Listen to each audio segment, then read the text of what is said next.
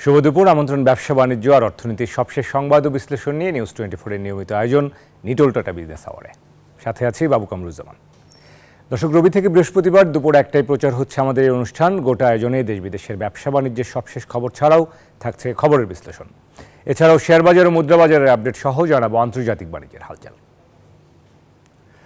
রাজধানীতে ভোগান্তি কমে আসতে শুরু করেছে গ্যাস ও বিদ্যুৎ সেবায়। ব্যাংক ও মোবাইল ব্যাংকিংয়ে জমা দেওয়া যাচ্ছে প্রিপেইড মিটারের বিল। এতে স্বস্তি ফিরেছে গ্রাহকদের মধ্যে। গত কয়েকদিনের মতো দীর্ঘ লাইন নেই সরবরাহকারী প্রতিষ্ঠানগুলোর সামনে। অন্যদিকে 200 টাকা ইমার্জেন্সি ব্যালেন্স দেওয়ার পাশাপাশি নিজস্ব সার্ভারের মাধ্যমে প্রিপেইড গ্রাহকদের রিচার্জ করে দিচ্ছে তিতাস গ্যাস। ইন্টারনেট বন্ধ থাকায় গেল কয়েকদিন চরম ভোগান্তিতে পড়ে বিদ্যুতের প্রিপেড মিটার ব্যবহারকারী গ্রাহকরা। যদিও সংকট কাটাতে ইমার্জেন্সি ব্যালেন্স দেয় সরবরাহকারী প্রতিষ্ঠানগুলো। বুধবার সকাল থেকে স্বাভাবিক হতে শুরু করেছে বিদ্যুৎ সেবা। ব্যাংক খোলা থাকায় অনেকেই বিল দিতে পেরেছেন আগের নিয়মে। সচল হয়েছে নগদ, উপায় ও রকেটে বিল দেয়া। ফলে খুব বেশি ভিড় দেখা যায়নি ডেস্কো ও ডিপিটিসির আঞ্চলিক অফিসগুলোর সামনে। বাসায় কারেন্ট চলে গেছে, এখন এসে লাইনে দাঁড়িয়ে আছি, গরমে কষ্ট, সময় বেশি লাগছে, বিল দিতে পারছি। ডিপিডিসির গ্রাহকরা ব্যাংকে টাকা রিচার্জ ও বিল পরিশোধ করতে পারছেন। ডেস্কোর স্মার্ট প্রিপেড কার্ডধারীদের ইমার্জেন্সি ব্যালেন্স দেয়া হলেও ইউনিফাইড প্রিপেড কার্ডধারীদের দেয়া হচ্ছে না। তবে মোবাইলে বিল দিতে পারছেন তারা। বাটন সিস্টেম যে মিটারগুলো আছে সেগুলোতে আমরা লোন দিচ্ছি না, যেহেতু এখন আপনার বিকাশ রকেট এগুলো চালু হয়ে গেছে। ওগুলোর মাধ্যমে ওনারা টোকেন জেনারেট করতে পারতেছেন। আমার এখানে ব্যাংকের বুথ আছে, ওইখানে মানুষ এসে রিচার্জ করতেছে, যার কারণে আমাদের লোন দেওয়ার প্রয়োজন হচ্ছে না। এদিকে চলমান সংকটে তিতাসের 3,20,000 প্রিপেড মিটারে 200 টাকা ইমার্জেন্সি ব্যালেন্স দেওয়া হয়েছে। ব্যালেন্স শেষ হলে তিতাসের প্রধান কার্যালয় থেকে কার্ড রিচার্জ করে নিতে পারছেন গ্রাহকরা। তো এর মধ্যে এই কদিন টাকা ভরতে পারি নাই, খুব অসুবিধার মধ্যে ছিলাম, তো এখন বাধ্য হয়ে আসলাম আজকে। তিতাসের ব্যবস্থাপনা পরিচালক জানান, ইন্টারনেট না থাকায় তিতাসের নিজস্ব সার্ভার থেকে টাকা রিচার্জ করে দেওয়া হচ্ছে। গ্রাহককে বলেছি, আপনাদের যদি ইমার্জেন্সি ব্যালেন্স শেষ না হয়ে থাকে তাহলে আপনারা পরে নেবেন, আপনারা আতঙ্কিত হবেন না, আমরা আছি, আমাদের সাথে সবসময় আপনারা আমাদের সেবা পাবেন। ইন্টারনেট স্বাভাবিক হলে আগের নিয়মেই গ্রাহকরা বিল পরিশোধ করতে পারবেন বলেও জানায় তিতাস। রিয়াদ সুমন, নিউজ 24, ঢাকা। ঘুরে দাঁড়াতে শুরু করেছে থমকে যাওয়া চট্টগ্রাম বন্দর ও কাস্টমসের কার্যক্রম। কন্টেইনার জটের পাহাড় ভাঙতে শুরু করেছে চট্টগ্রাম বন্দরে। বন্দর চেয়ারম্যান বলছেন, কন্টেইনার ধারণ ক্ষমতার কাছাকাছি পৌঁছে যাওয়ায় দুশ্চিন্তায় ভুগলেও ইন্টারনেট সেবা চালু হওয়ায় গতি ফিরেছে কাস্টমসের। তাই পণ্য খালাসও হচ্ছে আগের চেয়ে দ্রুত। আবু জাবেদের ক্যামেরায় নয়ন বড়ুয়া জয়ের রিপোর্ট। দেশের আমদানি ও রপ্তানির 98% কন্টেইনার হ্যান্ডেলিং হয় চট্টগ্রাম বন্দর দিয়ে। তবে বন্দরের কন্টেইনার ধারণ ক্ষমতা 53,000 টিউস হলেও সম্প্রতি দেশ জুড়ে সহিংসতায় কন্টেইনারের পাহাড় জমে যায় চট্টগ্রাম বন্দর ইয়ার্ডে। তবে ইন্টারনেট সেবা চালু হওয়ায় কিছুটা সচল হতে শুরু করেছে আমদানি রপ্তানি বাণিজ্য। গতি বেড়েছে কন্টেইনার খালাসেও। কন্টেনার জটটা একটু সৃষ্টি হয়েছে এবং এখনো কন্টেনারের চাপটা বেশি আছে। কাস্টমসের যে শুল্ক সিস্টেম, যেটা এসআই কোটা বলি আমরা, সেটা কিন্তু ইন্টারনেট না থাকার কারণে ডাউন ছিল। আলটিমেটলি তারা ডেলিভারি বা শুল্ক নিতে পারেনি।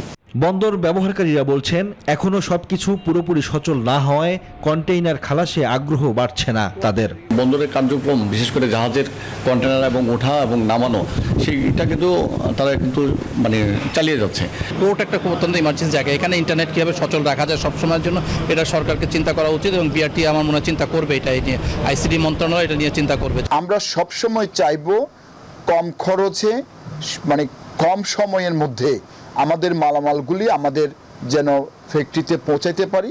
ইন্টারনেট চালু হওয়ায় আবারও ডিজিটালাইজড পদ্ধতিতে শুরু হয়েছে কাস্টমসের সকল সেবা। কন্টেইনার হ্যান্ডেলিংয়ের আবারও গতি ফেরাতে আমদানি রপ্তানিকারকদের পণ্য খালাসে মনোযোগী হওয়ার আহ্বান চট্টগ্রাম বন্দর চেয়ারম্যানের। যারা এক্সপোর্ট ইম্পোর্ট করছেন তাদের প্রতি আমাদের পোর্টের পক্ষ থেকে বার্তা হচ্ছে, যেটা একেবারেই স্বাভাবিক আছে, আপনাদের কোনো দৃশ্যের কোনো কারণ নেই। এখন সড়ক রেলপথটাও নির্বিচ্ছিন্ন আছে। কাস্টম হাউসে আমরা কম্পিউটার 4টা কম্পিউটার ডেডিকেটেড করেছি আমদানিকারকের পক্ষে বা রপ্তানিকারকের পক্ষে। তাদের এজেন্টগণ যদি এখানে এসে বিল of entry, bill of export submit করতে চান, সেই ব্যবস্থাটা আমরা করেছি। তবে পণ্যবাহী ট্রাক কাভার্ড ভ্যান চলতে আর কোনো বাধা নেই বলে জানিয়েছে জেলা প্রশাসন। Desk report, news 24। দর্শক, এবারে সংবাদ বিশ্লেষণে ফিরতে চাই। সংবাদ বিশ্লেষণে আজকে আমরা আলোচনা করতে চাই আমদানি রপ্তানি গতি ফিরছে বন্দর সেবায়। আমরা জানি যে এই দীর্ঘ সহিংসতায় কিন্তু আমদানি রপ্তানি কার্যক্রম আসলে থমকে ছিল। ইন্টারনেট সেবা পাওয়ার পর নতুন করে বন্দর সচল হয়েছে। সেই বন্দরের আমদানি রপ্তানি কার্যক্রম এবং বন্দর সেবা এবং কাস্টমসের সেবা কার্যক্রম নিয়ে আজকে কথা বলতে একজন অতিথি আমাদের সঙ্গে যুক্ত হচ্ছেন। আমাদের সঙ্গে রয়েছেন একজন ব্যবসায়ী নেতা ওমর হাজ্জাজ, সভাপতি Chattogram chamber of commerce and industry. আমরা স্বাগত জানাতে চাই ওমর হাজ্জাজ। নিটোল টাটা বিজনেস আওয়ার্ডে স্বাগত জানাচ্ছি আপনাকে। আমাদের সময় দেওয়ার জন্য ধন্যবাদ জানাই। শুরুতেই আমরা আসলে যে প্রশ্নটি শুরুতেই করতে চাই যে আমরা চলমান যে সহিংসতা, এই পরিস্থিতিতে, বিদ্যমান পরিস্থিতিতে আমরা দেখেছি সবথেকে বড় ক্ষতির মুখে আসলে ব্যবসায়ীদেরকে পড়তে হয়েছে। এই পরিস্থিতিতে আসলে এখন যে বন্দরের আমরা রিপোর্টটি দেখছিলাম, আপনি একজন বন্দর ব্যবহারকারী হিসেবে কি মনে হয় একটু একটু করে সচল হচ্ছে কিনা, বন্দর সেবা কতটা পাচ্ছেন? ডেফিনেটলি আসলে গত 3 দিন যাবতই আমরা দেখছি বন্দর has been working as expected. যখন ইন্টারনেট ছিল না তখনও কিন্তু কাস্টমস এর এসআই কোটা যেটা অনলাইন একটু লাগে সেটা তারা কিন্তু ম্যানুয়ালি করার ফলে কিন্তু অনেক কন্টেইনার খালাস করতে পেরেছে, বাল্ক গুডস খালাস করতে পেরেছে। So they must be commended on that. But তাছাড়া আমাদের এখন ব্যাংকিং সেবা চালু হওয়ার ফলে আমাদের ডিউটি পেমেন্টস গুলো করা যাচ্ছে।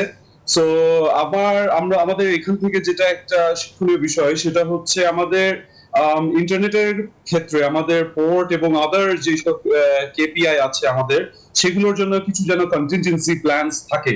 এরকম দেশের ক্রাইসিস টাইমে যেন এরকম ক্রিটিক্যাল এলিমেন্টস গুলো যেগুলোর কারণে যেগুলোর সেবা না দিতে পারলে দেশের দ্রব্যমূল্য বেড়ে যেতে পারে, বিভিন্ন প্রোডাকশন ক্ষতি হতে পারে, সেগুলোর জন্য আমাদের একটু ইন্টারনেটে কিভাবে নির্বিঘ্ন রাখা যায় সেটার জন্য কিছু কন্টিনজেন্সি প্ল্যান আমাদের হাতে নেওয়া উচিত বলে মনে করছি। তাছাড়া আমাদের ঢাকা চট্টগ্রাম হাইওয়ে তে আমাদের ডিস্ট্রিক্ট অফিস, বিভাগীয় কার্যালয় এবং আইন শৃঙ্খলা বাহিনীগুলো সবাই মিলে এখানে বিভিন্ন কনভয়েস দিচ্ছে। কনভয়েস করে প্যাকেজ সিস্টেমে গাড়ির বহর, ট্রাকের বহর যে কিন্তু সারা দেশে পণ্য পৌঁছে দিতে সক্ষম হচ্ছে।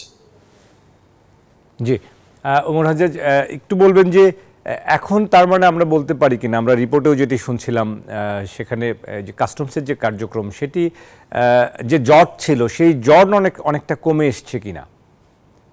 জি জি, ডেফিনেটলি আমি এটা নোট করতে চাই যে ইভেন যখন ইন্টারনেট ছিল না তখনও কিন্তু তারা ম্যানুয়ালি কাজ করে, হাতে কলমে কাজ করেই কিন্তু তারা অনেকাংশে কাজটা টেনে এনেছিল।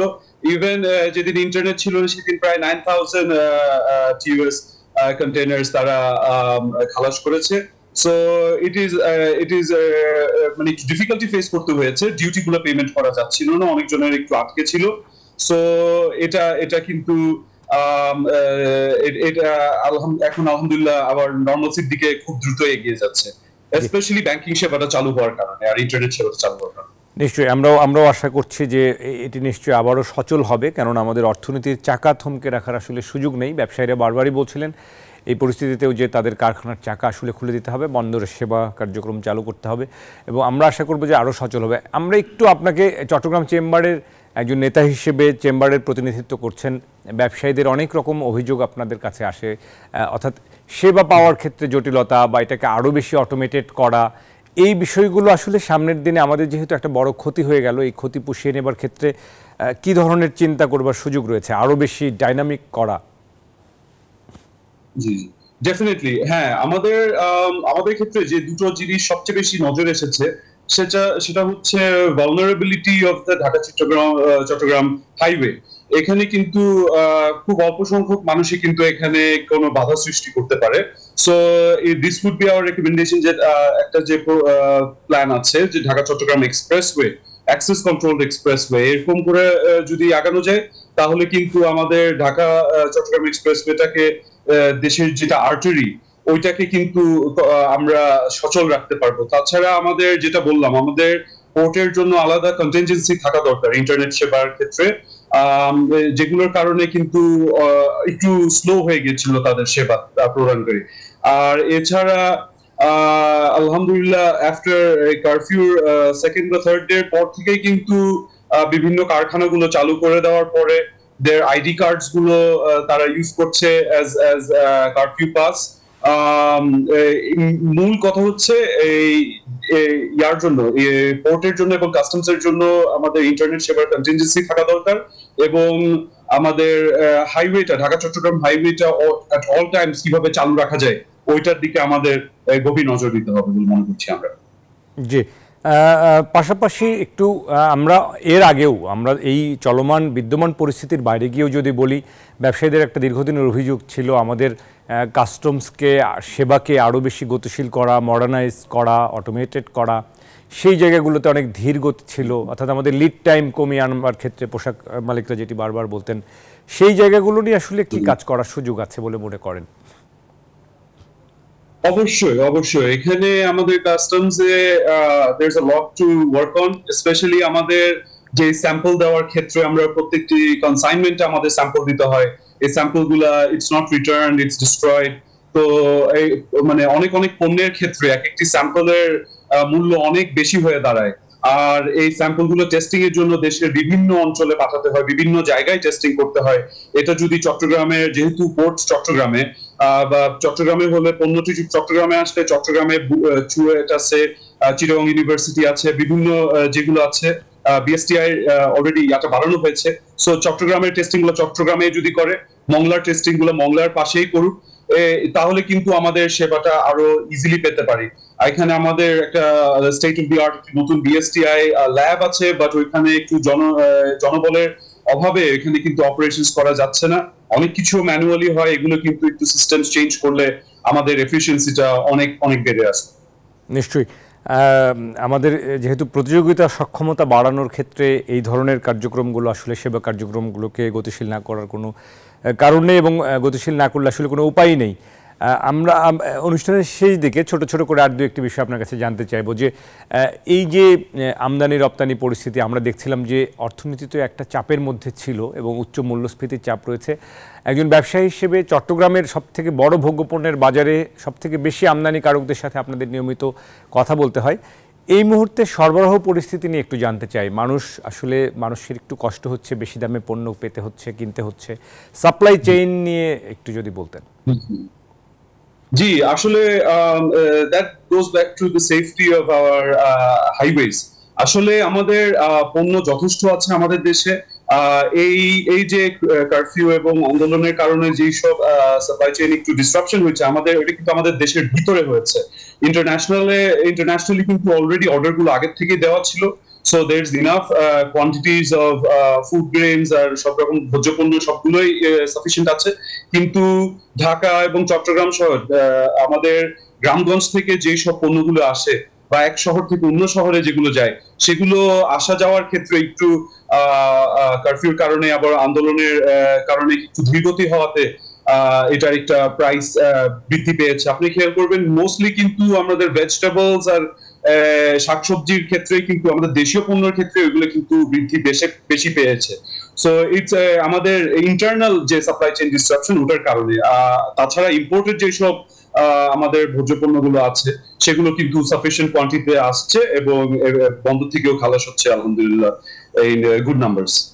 জি, ওমর হাজ্জাজ, আমরা অনেক ধন্যবাদ জানাই। আমার শেষ প্রশ্ন আপনার কাছে জানতে চাইব যে এই মুহূর্তে আসলে আমরা যে বিদ্যমান একটি পরিস্থিতি ছিল সেটি কাটিয়ে চট্টগ্রামের ভোগ্যপণ্যের বাজার অথবা আমদানিকারকরা ব্যবসা আবার সচল হয়ে উঠছে কিনা, সেটি নিয়ে যদি শেষ বার্তা বলে আমরা শেষ করতে চাই আপনার কাছ থেকে। অবশ্যই অবশ্যই আসলে গত 3 দিন যাবতই কিন্তু আমরা দেখছি যে বিজনেস এমন একটা জিনিস, আপনাকে যে কোনো প্রতিকূলতায় কিন্তু আপনাকে মোকাবেলা করতে হবে, আপনার সবকিছু চালিয়ে যেতে হবে। সো ইন দিস কেস আমরা দেখেছি ইন্টারনেট যখনই সরকার বলে দিয়েছেন যে বিভিন্ন ফ্যাক্টরিজ চালু করতে, বিভিন্ন এই বন্দরের কার্যক্রম, বন্দরের সাথে সংশ্লিষ্ট যেসব ব্যবসা আছে এবং এক্সপোর্টের সাথে জড়িত যারা ব্যবসা আছে, তারা কিন্তু সাথে সাথেই কিন্তু তারা প্রোডাকশনে চলে গিয়েছে এবং তাদের নিয়মিত কার্যক্রম তারা চালিয়ে যাচ্ছে। সো অ্যাজ কালকে ইন্টারনেট চলে আসলো, ব্যাংকিং সেবা চালু হয়ে গেল, এরপর থেকে আজকে থেকে আমরা দেখছি কমপ্লিটলি পুরো দমেই কিন্তু ইকোনমি সচল হওয়া শুরু করেছে। জি, আমরা আশা করব যে আমদানি রপ্তানি বাণিজ্য এবং বন্দরের সেবা কার্যক্রম আরও বেশি গতিশীল হয়ে উঠবে এবং ব্যবসা বাণিজ্য সচল হলে আসলে অর্থনীতি সচল থাকবে। অসংখ্য ধন্যবাদ জানাই ওমর হাজ্জাজ আপনাকে আমাদের এই নিটল টাটা বিজনেস আওয়ার্ডে সময় দেওয়ার জন্য। দর্শক, আমাদের সঙ্গে Chattogram chamber of commerce and industry সভাপতি ওমর হাজ্জাজ যুক্ত ছিলেন, কথা বলছিলেন আমদানি রপ্তানি বাণিজ্য এবং বন্দর বাণিজ্যের গতিশীলতা নিয়ে। নিটল টাটা বিজনেস আওয়ার্ডের সময় হলে একটা বিরতি নেবার, ফিরবো শেয়ার বাজার আপডেট এবং ব্যবসা বাণিজ্যের অন্যান্য খবর নিয়ে। সাথে থাকুন।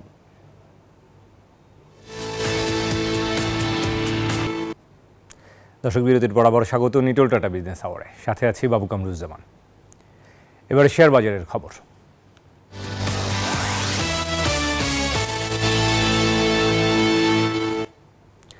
এই সপ্তাহব্যাপী টানা লেনদেন বন্ধ থাকলেও যে দুদিন চালু হয়েছে সেখানে আমরা দেখতে পাচ্ছি সপ্তাহের শেষ কর্মদিবস আজকে কিন্তু সূচক এবং লেনদেনের ঊর্ধ্বমুখী প্রবণতায় লেনদেন চলছে। গতকালকে যদিও পতন হতে দেখেছি।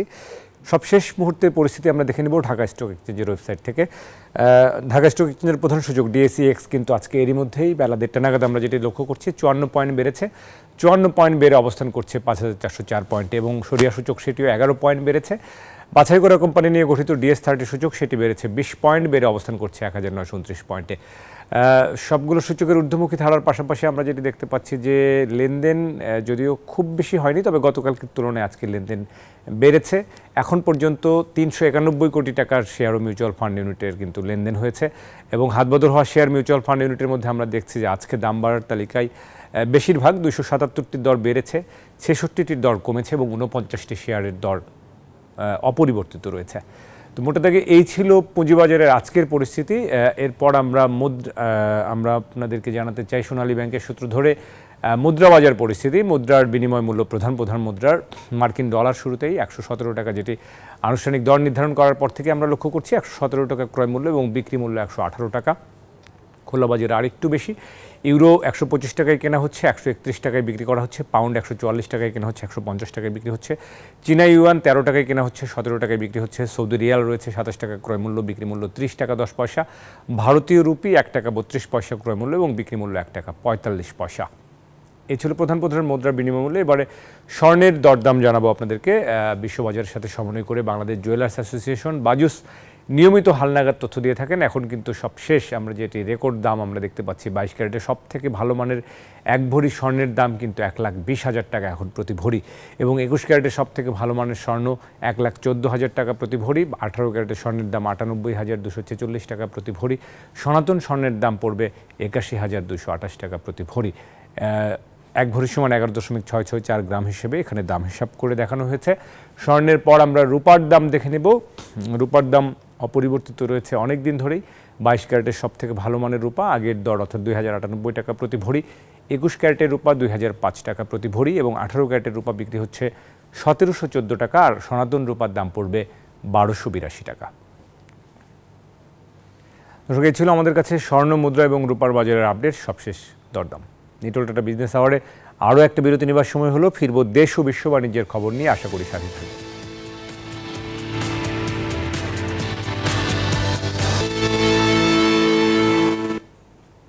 দর্শক, আবারও স্বাগত নিটল টাটা বিজনেস আওয়ার্ডে। এবারে জনপদের শিল্প বাণিজ্যের খবর।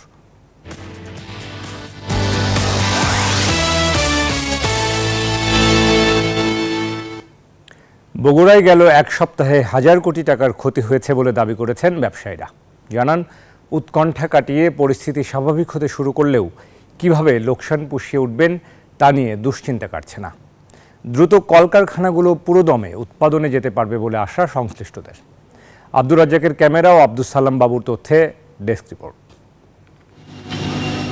কেটে গেছে উৎকণ্ঠা, স্বাভাবিক হচ্ছে জনজীবন, সচল হচ্ছে কলকারখানাও। যদিও সপ্তাহখানেকের অচল অবস্থায় স্থবির ছিল বগুড়ার শিল্পনগরী, শুধু উৎপাদনই কমেনি, বেকার হয়ে পড়েন কারখানা শ্রমিকরা। তারা জানান, দেশের 70% কৃষি যন্ত্রাংশের চাহিদা পূরণ হয় এখান থেকে। আন্দোলন সহিংসতায় ভাটা পড়েছে বেচা কেনায়। আমরা তো আসলে অনেক ক্ষতির সম্মুখীন হয়েছি। এই কার্ফুটা দেওয়ার কারণে মালিক শ্রমিক দুইজনই একটা সংকট এবং অর্থনৈতিকভাবে দারুণভাবে একটা জটিলতার সম্মুখীন হয়েছে। পরিস্থিতি স্বাভাবিক হতে থাকায় ঘুরে দাঁড়ানোর চেষ্টায় ব্যবসায়ীরা। আমাদের ব্যবসাদার মানুষ আছে তাড়াতাড়ি স্বাভাবিক করে আমরা ব্যবসাতে আবার নতুন ফিরে যেতে পারি। স্বাভাবিক অবস্থায় ফিরে আসে তাহলে আমাদের উৎপাদন চলবে এবং আমরা ক্ষতি থেকে বের হয়ে আসতে পারবো। ব্যবসায়ী নেতারা বলছেন চলমান সহিংসতা ও আন্দোলনে যে ক্ষতি হয়েছে পুষিয়ে নেওয়া কষ্টকর। এরপরও কলকারখানা পুরোদমে উৎপাদনমুখী করতে সর্বোচ্চ চেষ্টা চলছে। চেষ্টা চালিয়ে যাচ্ছি কিভাবে থেকে উত্তরণ করা যায় এবং ব্যবসায়ীদেরকে কিভাবে আবার শিল্প এবং শ্রমিকদের কিভাবে কর্মে আবার ফিরিয়ে এনে একটি নতুন করে একটি কলকারখানাগুলো উৎপাদনমুখী হবে এই জিনিসটি করার জন্য আমরা কাজ করে যাচ্ছি। বগুড়া জেলায় ছোট বড় কয়েক হাজার শিল্প কারখানা রয়েছে। Desk report, news 24। দেশে চলমান সংকটের প্রভাব পড়েছে ধান চাল ব্যবসায়। আন্দোলন কারফিউর কারণে নওগাঁয় এক সপ্তাহে 1.5 থেকে 200 কোটি টাকার বেচাকেনা হয়নি। তবে পরিবহন ও ব্যাংকিং সেবা ধীরে ধীরে সচল হওয়ায় ঘুরে দাঁড়ানোর স্বপ্ন দেখছেন সংশ্লিষ্টরা। বাবুল আক্তার রানার তথ্য ছবিতে দেখুন ডেস্ক রিপোর্ট। নওগাঁর আলুপট্টির চালের মোকাম, ক্রেতা বিক্রেতার পদভারে সবসময়ই মুখর থাকে এখানকার সব আড়ত। তবে সপ্তাহখানেক ধরে নেই চিরচেনা সেই চিত্র। পুরোপুরি খোলেনি সব আড়ত, ক্রেতার অভাবে কমে গেছে বেচাকেনাও। আমাদের কাজ নাই, আমরা কি করে খাবো? আমরা দোকানপাট আগে খুলতে পারিনি, এখন খুলছি দোকান, কিন্তু লোকজন নাই, খরিদ্দারও নাই, কোনো বেচাকিনিও নাই, কোনো টাকা পয়সা আমদানিও নাই। এদিকে ধান বেচাকেনা চললেও পরিবহন সংকট ও ব্যাংকিং সেবা ব্যাহত হওয়ায় দুশ্চিন্তা কাটছে না ব্যবসায়ীদের। চাউল বিক্রি নাই, টাকা পয়সা নাই, আমাদের ব্যাপক এরা ঝামেলার মধ্যে পড়ে গেছে। প্রায় 150 থেকে 200 কোটি টাকার নগাতে ব্যবসা আমরা পাইনি, টাকাটা লেনদেন হয়নি। তাহলে এটা একটা ব্যাপক ক্ষতি। শুধু বড় মোকামে নয়, খুচরা বাজারেও নেতিবাচক প্রভাব পড়েছে বেচাকেনায়। আমরা ধান সুলভ মূল্য পাচ্ছি না এবং চালও সুলভ মূল্যে বেচতে পারতেছি না। এখন পর্যন্ত আমাদের ক্রেতার সংকট মুহূর্তে আমরা বিরাজমান করছি এবং ব্যবসায় চলে যাচ্ছে। চাল যে আমাদের অর্ডার আছে, আমরা তো মোকামের টাকা ছাড়া চাল দিব না, অনেক পার্টি টাকা দিতে পারেনি। তো এই টাকাগুলো না আসলে কিন্তু এই চাউলগুলো কিন্তু মোকামে যাবে না, আর মোকামে যখনই যাবে না তখন এই চালটা কিন্তু দাম কিন্তু বেড়ে যেতে পারে। নওগাঁ থেকে দেশের বিভিন্ন জায়গায় গড়ে প্রতিদিন 200 ট্রাক চাল সরবরাহ করা হয়। প্রতিদিন বেচাকেনা হয় 20 থেকে 25 কোটি টাকার ধান চাল।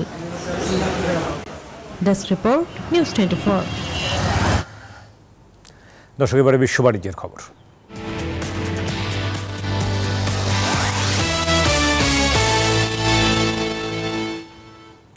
এপ্রিল থেকে জুন প্রান্তিকে জাপানি অটোমেকার মিৎসুবিশি মোটরসের মুনাফা কমেছে 39%।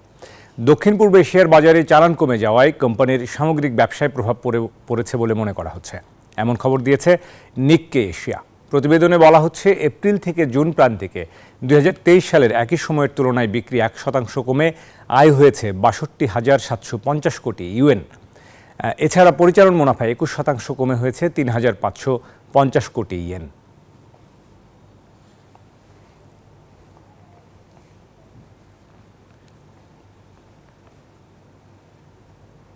দর্শক, এই ছিল নিটল ডেটা বিজনেস আওয়ারের এখনকার আয়োজন। ব্যবসা বাণিজ্যের সবশেষ খবর ও খবরের বিশ্লেষণ জানতে চোখ রাখুন রবি থেকে বৃহস্পতি দুপুর 1টায় বিজনেস আওয়ারে। এছাড়াও রাত 9টায় বিজনেস এক্সপ্রেস দেখার আমন্ত্রণ জানিয়ে এখানেই শেষ করবো। এতক্ষণ সাথে থাকার জন্য সবাইকে ধন্যবাদ।